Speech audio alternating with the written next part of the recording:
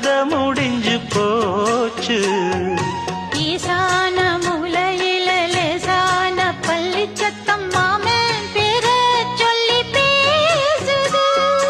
ஆறாத சோகந்தன்ன தீராம சேர்த்து வச்சு ஊரும் சேர்ந்து என்ன ஏசுது. மாமா மாமா உன்னத்தானே எண்ணி நானும் நாளும் தவித்தேனே. கூண்டுக்குள்ள என்ன வச்சு கூடி நின்ன ஊற விட்டு கூண்டுக்குள்ள போனதென்ன கோலக்கிளியே.